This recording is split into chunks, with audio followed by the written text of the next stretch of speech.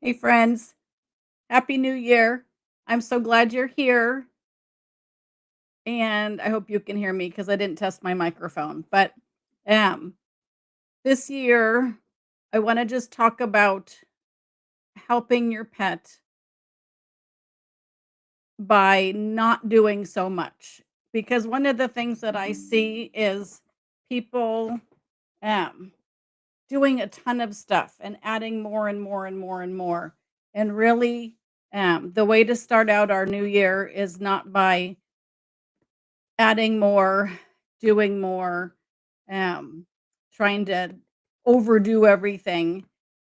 It's by backing up, listening to your pet, sitting with your pet, kind of watching your pet to see what's bothering them, what's stressing them out, um, what their habits are, what their um,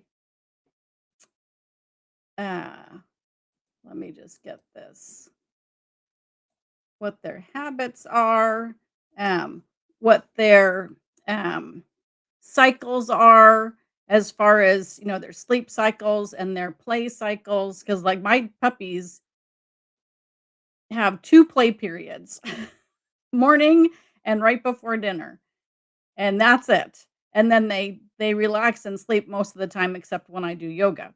So, Um, so we have to just kind of step back and not do so much and do more looking and listening and thinking about things. And sometimes, actually, a lot of times, when I do consultations, I will remove supplements that people are giving because they're giving a lot of things and sometimes things that cancel each other out and some things that just don't match the pattern of the pet, and they either won't work or they'll do the opposite of what you want them to do. So, sometimes we just need to pause and take a break with our supplements and our herbs and reevaluate. And if you need help reevaluating, I'm here. But I just want to take the stress off of you this year with your pet because there are a lot of pets with chronic disease and it's serious. Um, but trying to give them more supplements and give them more like detoxes and give them more herbs is not doing them any favors, especially if you're not aware of um, what their pattern is. So, like, Chinese herbs are given based on their Chinese pattern. So you have to have someone figure that out for you if you're not trained in TCM. Um, there are some companies that kind of give you the descriptions of what their herbs do, and they're pretty good. But I still have people, putting their pet on multiple formulas from these companies, and they're doing opposite things. The formulas are doing opposite things. So a lot of the Chinese formulas and the Western formulas too will change the circulation. So some of them move blood and move circulation, and some of them constrict it and are anti-inflammatory.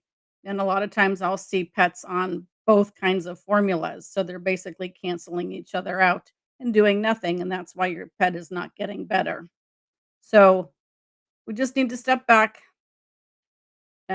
probably not give so much, and focus on the gut because everything starts in the gut. There's 70 to 80% of our immune system is in our gut, in the Peyer's patches of the little intestines. And the immune system in our gut needs to be healthy because it manages the gut itself, the brain, the hormones. There's the gut skin relationship. It's related to everything in the body. So we need to take care of the gut. And the best way to take care of the gut is to feed a healthy diet. And that's a healthy diet to me is a real food diet. So real whole foods. There are nice commercial diets There are homemade diets. Let me put up a free ebook that has some recipes in there. There we go. All right. So my Why Your Pet is Still Sick ebook has some nice recipes and also tips and some of my favorite tests and just some information on um, holistic medicine versus conventional medicine. So just scan that QR code and you can download my free ebook, and that will get you started. But really, we just need to start with what we're feeding our pet because that's super duper important.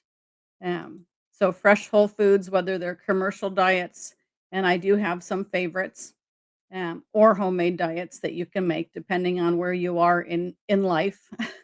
If you have time to do um, the cooking for your pet, which is super if you do. I used to cook for my pets, but I don't anymore because I got way too busy. And I found out that there are some awesome high quality diets out there. And it literally just cost me a tiny bit more to feed the commercial diets. And then I don't have to cook. I don't have to spend all day cooking 200 pounds of food for my 5 dogs. I can spend a tiny bit more money and somebody delivers it to my door and I put it in my freezer. So, I found that out the hard way because I made my dog's food for a long time, and then when my kids started moving out, I didn't have help anymore, and I was like, "Oh gosh, what am I gonna do?" And when I started buying the food, I mean, it's not cheap, but neither is the crappy kibble. That stuff in the bag at your vet is not cheap. So, and it's not helping your pet. So let's talk about that because I like to talk about that. Um, Kibble and canned food are high heat processed, and the high heat that they use, and they actually heat the food up. Food, I say that loosely. They heat the food to super high temperatures several times. It's over a 400 degrees Fahrenheit several times, and then they've got to add a lot of carbs in there so that the kibble sticks together, and the canned is like a little loaf thing, so it doesn't like ooze out everywhere. Um, and it's just for your benefit to have a kibble that's convenient or a canned food that you can just pour out. But it's not doing your pet any benefit because the high heat processing destroys all the nutrients, destroys all the proteins, and causes chemicals in the food, advanced glycation end products, which are the same thing as the Maillard reaction, which is the browning reaction, which causes free radicals, which are like the bad oxygen species in the body that cause inflammation. So by feeding the canned and kibble food, you're basically causing inflammation in your pet's body. And then when you try to put supplements in there to try to help the inflammation or the chronic disease, it's like, you know, throwing uh, gasoline on a fire. It's just you're not helping. So, so diet is super important, and um, your whole foods like your meat with veggies, and organ meats, and then you want to avoid foods with um, synthetic vitamins and minerals because that can also cause a problem too because they're not good to begin with, plus they're not bioavailable, which means your pet's body can't absorb the vitamins and minerals when they're synthetic, as well as if they were naturally in the food.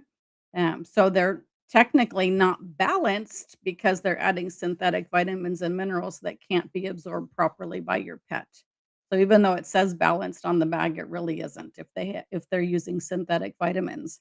And your kibble and canned foods will use synthetic vitamins and minerals because they're basically cooking them out with the process that they use.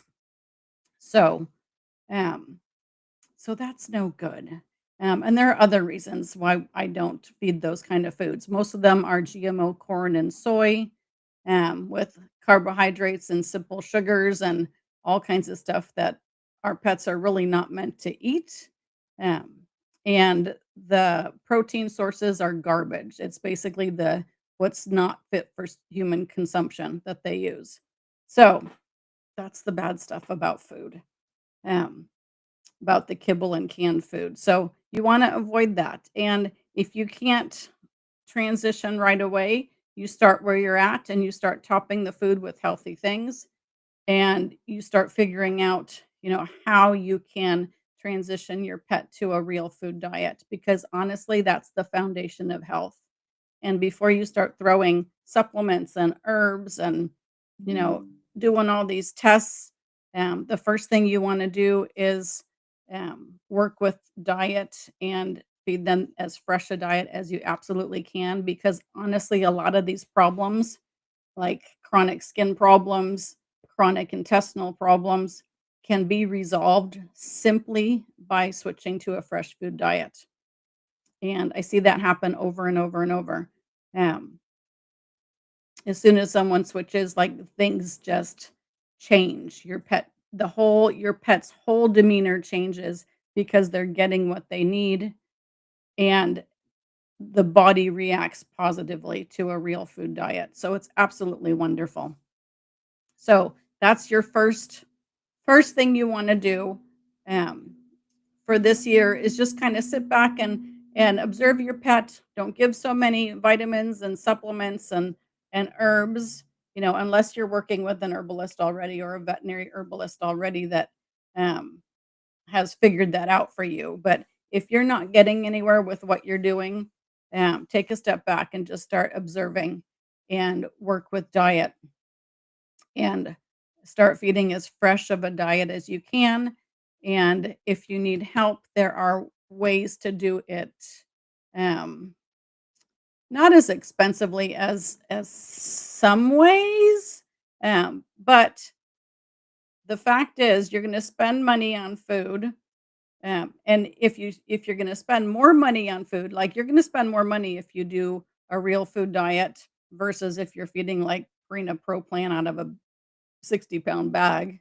Um, that's gonna be more expensive, but you're also not gonna be spending money at the vet over and over and over for, um, exams for your pet that is sick from vomiting, diarrhea, hot spots, ear infections. All that is related to food, a lot of the times.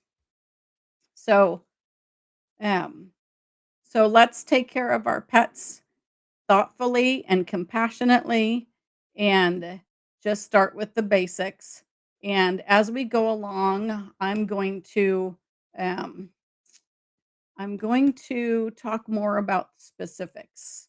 Um, so we'll go into more specific things, and if you have questions, just put them in the comments on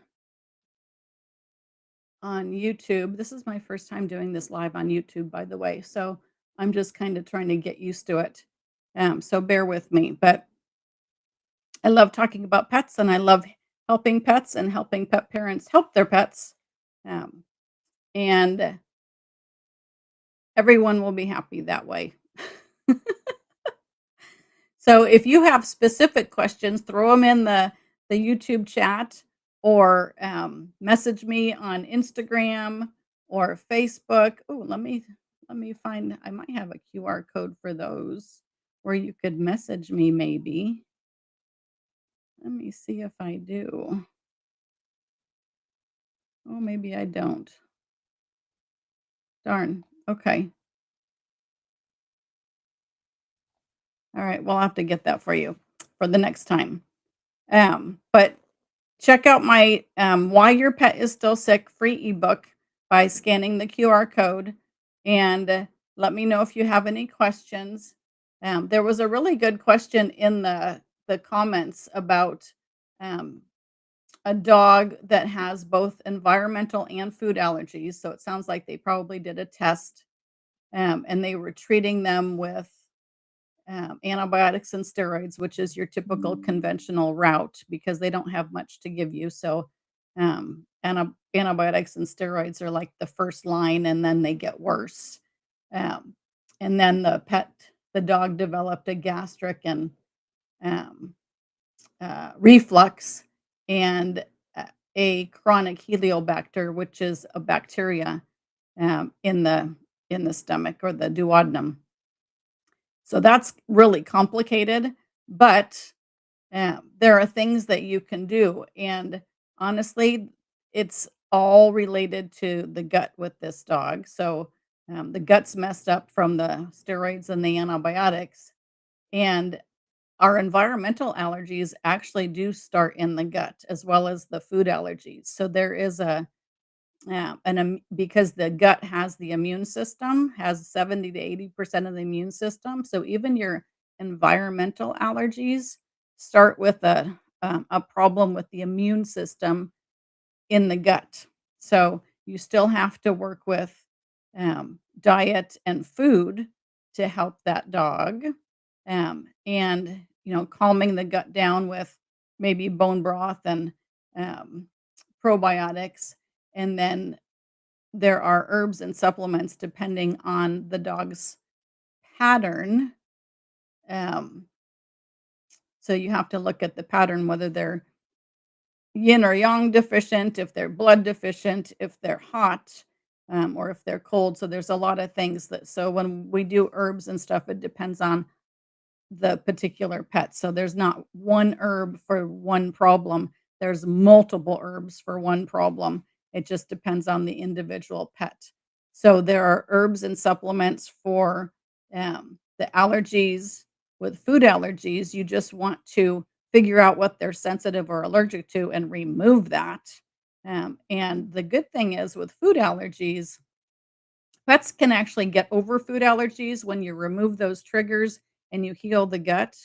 And in the future, you'll be able to feed those things when everything straightens out, which is cool. So, food allergies are not forever.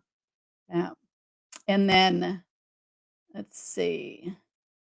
And then with the Heliobacter, there are actually herbs for that. There are herbal formulas for intestinal bacteria. And even just adding probiotics may help kick out the bad guys, or doing like a FMT, a fecal microbiome transplant, to really um, jumpstart the gut with the good bacteria.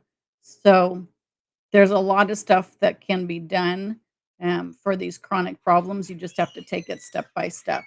So someone's asking what bone broth is good for cats. Um, that's a good question. I have a homemade bone broth recipe, and I will put the link to it under this video for my homemade recipe. And then, as with bone broth, you want to just look for pet safe bone broth. You don't want to do the people stuff because people bone broth has onion in it, which is toxic to dogs and cats. Whereas garlic is not toxic to dogs and cats, FYI. So that's usually um, a mistake on a lot of the toxicity charts. But we don't want to feed the human bone broths. But in your boutique kind of pet stores, they have pet safe bone broth. Um, and I think Solutions has one, and Small Batch has one. So there's a lot of different brands. So you want to stay with your high quality organic brands um, for anything really. But bone broth is good. Someone is saying that their dog is already on a fresh food diet but still has skin problems. And that happens, and that's so frustrating. Um, and there are reasons it happens, and it's still a gut problem. And because you've got two different immune systems going on in the gut. You've got the immediate one, and um, the humoral. Um, you've got the ancient gut, and you've got the newer immune system. So you have to figure out what the balance is in there. And then usually with the pets that do not respond to fresh food diets, you've got to tweak the immune system. And that's usually an herbal thing. And it just depends on all the other issues going on with your pet. So, if you want to jump on a pet health strategy session with me, there's the QR code to schedule that, and we can talk more in detail about what exactly you can do, depending on um, your specific pet's issues or constitution or other things going on, because everything goes together. So even though your pet has maybe a skin problem, they also have a gut problem. And if they have other things like arthritis and ear infections or respiratory problems, I mean, those are all inflammatory and all related. So we look at everything going on in a pet, and then we figure out which herbs and supplements and foods are appropriate. All right. She's saying he's warm and damp. Well, but the fresh food didn't help. Um, so that's kind of a pickle. So let's get on a call and talk about that, because there are specific herbs for when diet doesn't help and they're hot and damp. Because usually it'll be something like sea mouse on, which is 4 marbles. Um, but if food hasn't worked, we may be doing something else for the immune system, which is a little more complicated. All right. Someone says their pet gets body sore, says to refrigerate. So that must be the glycerate.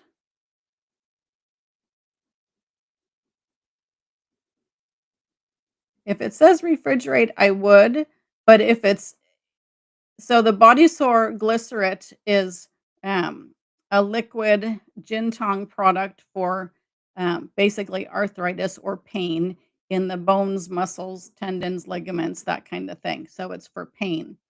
And it comes in powder, capsules, and a glycerate liquid. And he's saying that it says to refrigerate. So I would refrigerate it, because your glycerates will go bad. They'll actually mold, because glycerates are sugar. They're a sugar, so they'll mold if you leave them out. But what you can do is you can, maybe draw up the dose or the several doses for the day in a syringe without the needle, and leave them out on the counter or leave them out overnight and get them to room temperature, and maybe use a syringe instead of the dropper. If it's hard to draw up in the dropper, I would use a syringe to get your doses out, and let that sit till room temperature. That's the first thing I would think of for that. Um, but good for you for having your pet on body sore. That's actually a nice product, Jintong Body Sore. I've got it on my website at drpameladragos.com. Um, and it's for general pain, and you can use that product whether your dog is or your cat is hot or cold, because it's a neutral kind of a herbal formula, and it's got some super herbs in it. It's got corydalis in it, which is a herb that's used for intractable cancer pain in human patients. So it's super strong. So that's a nice one, and it can be combined with other herbal formulas if needed. So that's a nice general one. And um, a lot of times pets will need a more specific one on top of that, or instead of that. But if it's helping, fabulous, because it's got some really nice analgesic herbs in it. All right. Thanks for the questions. These are good questions. Um, let's see. The dog with the fresh food diet that still has problems, they did a Nutriscan test. And that's fabulous, because um, the Nutriscan test is a saliva test. Um, and, oh, well, let's talk about that. That's right here.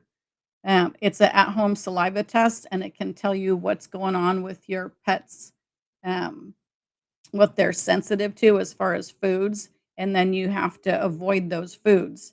And the trick is you have to read the fine print on there on your results, because Some of the things they're allergic to will cross-react with other things, so you have to read your whole report and find out what else it cross-reacts with, and make sure you're eliminating all that. And the other thing with that test is, oh, you have to look at your herbs and supplements and make sure that the inactive ingredients and all the other things you're giving, whether it's a treat or a supplement, you have to read the labels. Because if your pet is allergic to, for example, corn, there's a lot of corn in the inactive ingredients in um, herbs and supplements. And sometimes they don't even list it on the label. You actually have to call the company and see what the flow agent is. So, like with your powders and your capsules, they add things like cornstarch to make it flow better, and sometimes that's not on the label. So if your pet is still having issues despite you've made all the changes, you need to start, like, looking at those supplements and making sure that it's not one of the supplements that's triggering them. So that's something I see a lot. Someone's asking what the glycerin source of the body sore is. Um, I don't know, but most of the time it's either soy, um, coconut, or corn. So we'd have to look at the label. If it doesn't say it on the label, we'll probably have to ask Jin Tang Herbs. So we'll have to. I will write that down. So I'll look and I will post the answer under this video. So the Jin Tang Glycerites. I have my homework to do now. We'll see what they use. And Jintong actually changed what they used for their flow agents, and that kind of caused a little ruckus with some of my patients because they were using cassava before and everyone was fine. And then they switched to a like a maltodextrose or something, which is I think a corn base. And I had a lot of pets react to the new lots of the herbs. So that happens. So if all of a sudden, if your pet's been doing well and then all of a sudden they're not, um, and if you've purchased like a new treat or a new food or a new supplement, you need to make sure that the supplement didn't change or the treat, didn't change what they put in the product because that happens. And when you are watching your pet and um, watching all the little details, you'll notice that. You'll notice that, oh, I bought a new or I got a new bottle of herbs and we started those, and all of a sudden some of these symptoms are coming back. So that's important to know because those little things with these pets with chronic problems will flare them like crazy if they're sensitive or allergic to something in a supplement. Yeah, so that's significant. So it's kind of like being a medical detective, and that's what I do with my consults is I'll be I'll look at the records and I'll look for patterns, what happened with, all the issues that the pet had and when it happened and what food they started or what supplement or what drug they started and to see if there is something that triggered what we're seeing. And a lot of times I can figure that out with past medical records and then the history that pet parents give me on their pet. So we need to kind of dig deep and look at everything and look at the whole label on a supplement or an herb, including the inactive ingredients. All right. Dave's saying that the body sore has vegetable glycerin. Well, we kind of have to figure out what vegetable glycerin that is, like, because corn is a vegetable, and I don't know if coconut is. Soy, is that a vegetable? They may all be vegetables. So we have to get more specific than that. So if it just says vegetable glycerin on the label, then we probably need to, I'll contact them because I can get a consult with them and see what kind of vegetable glycerin they're using. And it may change over time too, which is frustrating sometimes. So you can always call a company. You can look for the contact email at the bottom of company websites or a phone number, and just call and ask, because your reputable companies will be um, transparent. They'll let you know what's in it. And if they don't know or they don't let you know, then that's a problem. Then you don't want to use that product, right? If they can't tell you. I've had that happen. I've called companies and they say it's propriety, and I'm like, well, thanks. So now I don't know what's in it. That's kind of frustrating. Okay. All right. I don't see any other questions. So, Happy New Year, everybody. We're going to talk about pets. I love it. But don't stress out. Take care of yourself. That's the other thing is when you take care of yourself, your pet gets better too because your pet feeds off your energy. So, um, so take care of yourself. Have um, patience and be gentle with yourself as well as be gentle and patient with your pet. And um, your pet will respond to that gentleness, um, because I see a lot of pets and people with the same problem, either from hyperactivity to cancer, literally, like the same cancer. So you're sharing energy. So when you take care of yourself and when you work on yourself, you're actually working on your pet because your pet is going to feed off of you and have some of the same issues you do. So make sure you're taking care of yourself and observing your pet and